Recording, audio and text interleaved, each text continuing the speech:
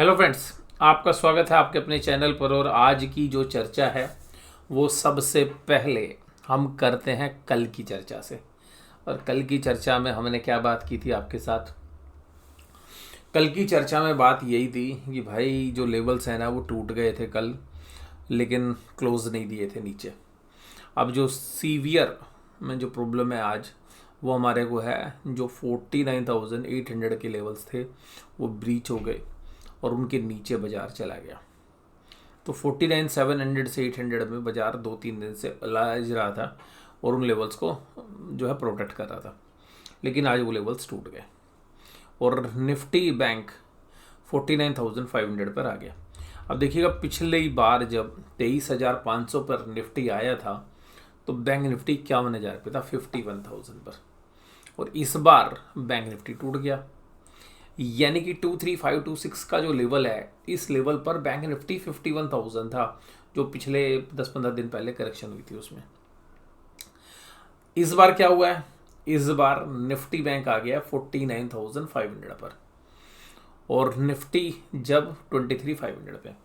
तो यहाँ पे ये सारा हुआ क्या कि रिलायंस ने प्रोटेक्ट कर लिया, लेकिन सबसे मेजर जो फॉल आया वो बैंकिंग स्टॉक्स में आया। और जिस दिन से प्रोविजनल डेटा एचडीएफसी बैंक के पेश हुए हैं, उस दिन से बड़े प्लेयर्स ने ये पोजीशंस बना ली कि भाई एचडीएफसी बैंक के अंदर अगर डिपॉजिट ग्रोथ और लोन ग्रोथ के अंदर जो उम्मीद थी उतनी तेजी नहीं है, और डिपॉजिट तो बहुत ही नॉमिनल लेवल के ऊपर बढ़े हैं। तो यहाँ पर जो रिस्क है वो बैंकिंग स्टॉक्स के अंदर जो देखा जा रहा है कि भाई अर्निंग ग्रोथ उस लेवल की नहीं आएगी। और रिजल्ट में अगर एक चीज़ और हो गई कि भाई ये जो क्वार्टरली रिजल्ट आएंगे ये रिजल्ट सीजन के हैं, और अगर इस सीजन के अंदर एनपीए के जो प्रोविजंस है अगर वो बढ़ते हुए आ गए तो एक और टेंशन डिलीवर हो जाएगी। तो इसीलिए जो है सेफ साइड बड़े प्लेयर्स ने अपनी पोजीशंस इस तरीके से सेट कर ली है कि बैंकिंग स्टॉक्स में कि भाई अगर अच्छे रिजल्ट आएंगे तो ठीक है ऊपर चला लेंगे, ख़राब रिजल्ट आएंगे तो हम पहले ही अपनी पोजीशंस को हाफ कर चुके हैं। तो जिसकी वजह से बैंकिंग स्टॉक्स ने जो ये रुख देखा है वो उसका मुख्य कारण भी है। और हम तो देखिएगा कह ही रहे हैं इस बात से। मुझे याद है कि मैंने 1.5 महीने पहले आपके साथ जब जीडीपी के डेटा आए थे हमारे पिछले जो एनालिसिस में, हमने ये कही थी कि जो जीडीपी की डेटा है अब बैंकिंग के ऊपर असर आएगा, क्योंकि अगर जीडीपी 6% के नीचे ग्रो करेगी तो अल्टीमेटली बैंकों को तो चैलेंज मिलना ही मिलना है। तो वो इशू जो है हमें देखने के लिए मिले।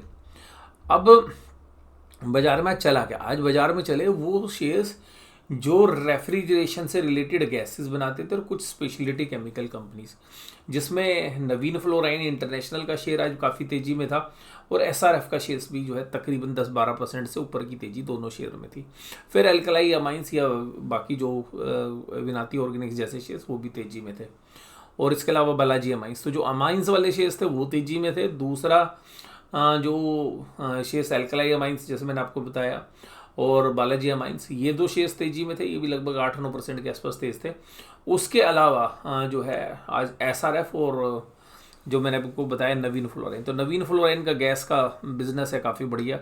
तो वहाँ पर इंटरनेशनल मार्केट में रेट बढ़े हैं, जिसकी वजह से ये उम्मीद जताई जा रही है कि भाई प्रॉफिट में कोई बहुत बड़ा जंप आ जाएगा। तो बट मुझे लगता है कि ये जो है ये खाली ट्रेडिंग मूव होता है। जब शेयर्स जो है कंसोलिडेट करते हैं और एक लंबे समय तक किसी एक रेंज में रहते हैं तो बड़े ऑपरेटर टाइप जो है इस तरीके के मूव्स कराते रहते हैं।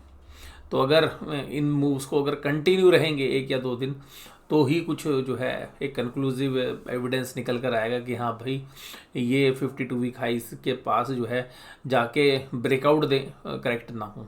तो ये ध्यान रखना वाली बात है। तो इसके बाद अगर हम आज की चर्चा आपके साथ करें तो आज जो फाइनेंस में श्रीराम फाइनेंस के शेयर्स में अच्छी गिरावट देखने के लिए मिली।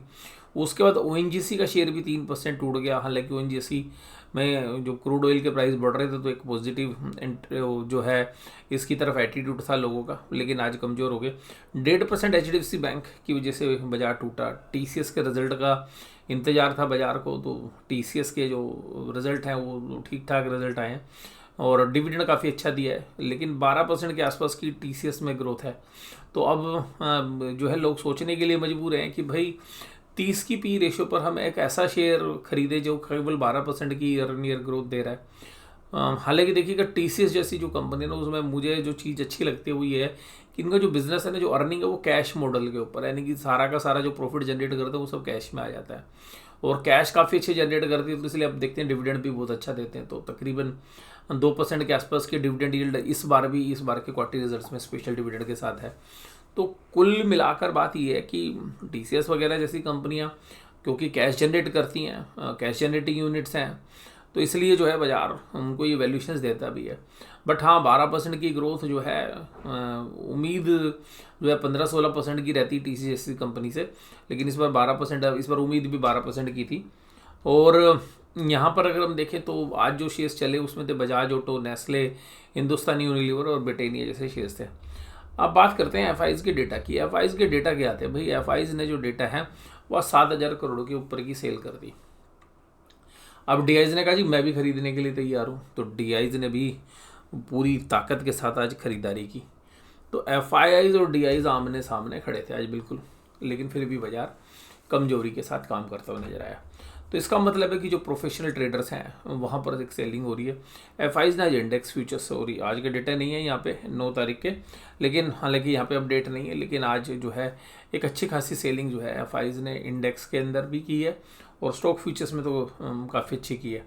तो यहाँ पर अगर हम देखें तो इस चर्चा के अंदर कि FIs अपनी मंदी की पोजीशंस बनाए हुए, और नेट पोजीशंस भी अगर हम देखें तो FIs ने आज जो पोजीशंस में कुछ बदलाव नहीं किया, क्योंकि निफ्टी की एक्सपायरी थी तो वो डेटा थे। हालांकि जो मेजर पोजीशंस हैं उनकी अभी स्टिल इंटैक्ट है, तो मंदी की जो पोजीशंस वो बना के बैठे थे वो भी इंटैक्ट है, और उन्होंने भी कवरिंग नहीं किया। हालांकि 300 पॉइंट की कमजोरी खाली बैंक निफ्टी में हुई, और 0.69% 1622 पॉइंट की जो गिरावट है वो निफ्टी 50 में देखने के लिए मिली। अब यहाँ पर निफ्टी 50 में तो हम यही कह सकते हैं कि देखिएगा ये जो मेजर सपोर्ट एरिया इसी के इर्द गिर्द घूम रहे हैं, तो निफ्टी की तरफ से भी एक राहत है कि भाई इस सपोर्ट को बचा ले, और अगर ये टूट गई तो फिर यहाँ पर भी एक डाउन ट्रेंड शुरू हो सकता है।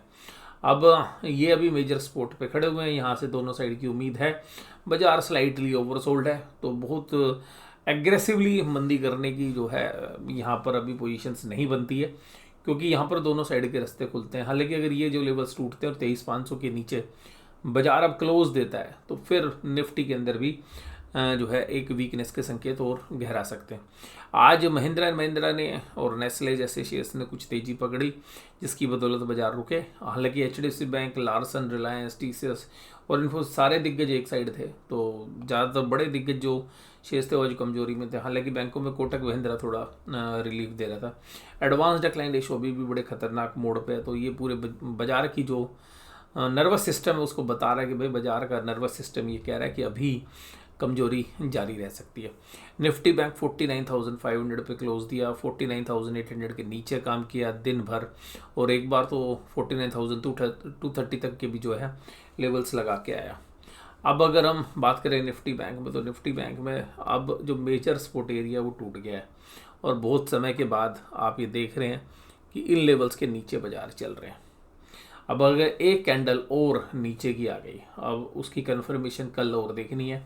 अगर अब यहाँ पर बाजार 49,800 के नीचे एक कैंडल और देता है, थोड़ा सा और कंजर्वेटिव ले लेते हैं, 49,700 के नीचे एक और कैंडल देता है, तो अब जो निफ्टी बैंक है उस पर संकट गहरा सकता है। और लेकिन एक बात ध्यान रखने वाली बात है कि अब ऊपर जाने की संभावना घट जाएगी। हो सकता है या तो कोई रेंज में समय बिताए, क्योंकि ये भी एक ऐसा एरिया है जहाँ पर एक ब्रॉड बेस जो है काम हुआ है। तो ये जो 47,500 से 49,800 की रेंज है, इसमें भी बहुत बड़ी बड़ी जो ट्रेड्स हैं उनके सौदे हुए हैं। तो ऐसा नहीं है कि वन वे बाजार एकदम टूट जाए, बट हाँ धीरे धीरे बाजार नीचे जाने की संभावना बन जाएगी अगर 49,800 को प्रोटेक्ट नहीं करता। एक जो है ओवरसोल्ड मार्केट में एक बाउंस आने की संभावना जरूर बनेगी, बट अब ये देखना है कि क्या अभी और थोड़ी गहराई होती है और थोड़ी सी घबराहट होती है बाजार के अंदर, और बाजार 49,000 के आसपास या उनको तोड़ तो नहीं देता है, उसके बाद जो है चिंता गहरा सकती है। अल्टीमेटली जो रिटेल्स की जो पोजीशन है वो काफ़ी तेज़ी की बनी हुई है, और एफआईआईज कोशिश ये कर रहा है कि जो एक्सपायरी के आसपास तक उन पोजीशन को जितना होल्ड करा सके, यानी कि जितने लंबे समय तक पोजीशंस मंदी की वो अपनी बना के रखेगा, तो अल्टीमेटली क्या है, लोग जो घबराहट के अंदर अपनी पोजीशंस को स्क्वेयर ऑफ कर लेंगे, लॉस को जब स्क्वेयर ऑफ करेंगे तो इस वजह से एफआईज जो अपनी पोजीशंस को काट नहीं रहे हैं। एफआईज को अभी लगता है कि उन्होंने और माल बेचना है, तो वो अभी अपनी पोजीशन काटने के लिए तैयार नहीं हो रहे हैं, यानी कि प्रॉफिट बुक नहीं कर रहे हैं वो, और अपनी पुट की जो पोजीशंस है उनकी अभी भी काफ़ी बड़ी मात्रा में वो पुट खरीद के बैठे हुए हैं। कॉल साइड में उनकी जो पोजीशंस थी कॉल राइटिंग वो उन्होंने हटा ली है, तो अल्टीमेटली वो प्योरली मंदी की जो प्लेज हैं वो ज़्यादा हैं उनके सामने। तो एफआईज अभी काफ़ी भयंकर मंदी खेल रहे हैं। तो ऐसी परिस्थिति में जो कॉल राइटिंग है वो शायद तभी करेंगे, मुझे लगता है कि अगर बाजार ऊपर की तरफ आते हैं तो वो कॉल राइटिंग में भी पार्टिसिपेट करेंगे, और ये ऐसा मेरा एंटिसिपेशन है। तो मुझे ऐसा एंटिसिपेशन है कि अगर बाजार ऊपर भी आएगा तो एफआईआईज अभी जो है कॉल राइटिंग करेंगे। जैसे उन्होंने पहले 2-3 दिन पहले अगर देखें तो बाजार जब ऊपर थे तो कॉल राइटिंग की थी, तो कॉल का प्रॉफिट उन्होंने बुक कर लिया, लेकिन पुट साइड में जो खरीद रखी है उन्होंने, कॉल राइटिंग कर रखी थी, पुट खरीद रखी थी, तो पुट खरीदी हुई में तो प्रॉफिट बुक नहीं कर रहे हैं, लेकिन कॉल जो बेची थी उसका प्रॉफिट उन्होंने बुक कर लिया है। तो अगर बाजार अभी दोबारा से ऊपर की तरफ एक पुल बैक अगर देते हैं टेक्निकल, तो मुझे ऐसा लग रहा है कि एफआईज दोबारा से कॉल बेचेंगे, और जो है कुछ इस बार बड़ा गेम खेल रहे हैं। एफआईज जो है अपनी पोजीशन को छोड़ नहीं रहे हैं, यानी कि कल अल्टीमेटली रिटेलर्स को मजबूर किया जा रहा है कि भाई अब तेरी जो तेजी की कॉल है उसको तेरे को जो है हम रोल ओवर नहीं करने देंगे, या एक पैनिक क्रिएट करा देंगे, यानी कि M2M लॉसेस इतने बढ़ा देंगे, क्योंकि पोजीशंस एक दिन आदमी ठहरता है, 2 दिन ठहरता है, 3 दिन, तो जैसे जैसे वो लॉस की पोजीशंस रहती हैं, तो जैसे ही थोड़ा सा रिलीफ मिलता है तो वो थोड़ा सा लॉस, ज़्यादा लॉस से जैसे ही कम लॉस होता है वो अपने लॉस को बुक करके निकल जाता है। तो ऐसी पोजीशंस, ऐसी स्थिति जो है साइकोलॉजिकली मुझे लगता है कि एफआईआईज बनाए हुए हैं, और यही जो है बाजार के लिए सबसे बड़ी चिंता का कारण है। और अगर डीआईज आज 7,000 करोड़ खरीद रहे हैं तो एफआईआईज 7,000 करोड़ बेच भी रहे हैं, और उनको जो है एक्सपोर्ट मिल रही है कहाँ से, क्योंकि वैल्यूएशंस अभी भी बाजार की करेक्शन के बाद भी हमारे जो वैल्यूएशंस है वो काफ़ी महंगे हैं अगर हम अपने पीयर्स के साथ कंपेयर करें। लॉन्ग टर्म ग्रोथ स्टोरी के दम पे देखिएगा, जो शॉर्ट टर्म ट्रेड्स हैं वो नहीं होते हैं, तो शॉर्ट टर्म्स के अंदर हो सकता है कि वो एक बार पोजीशंस को पहले डंप करें अपना माल, और फिर जो है वो एक्यूमुलेट करें।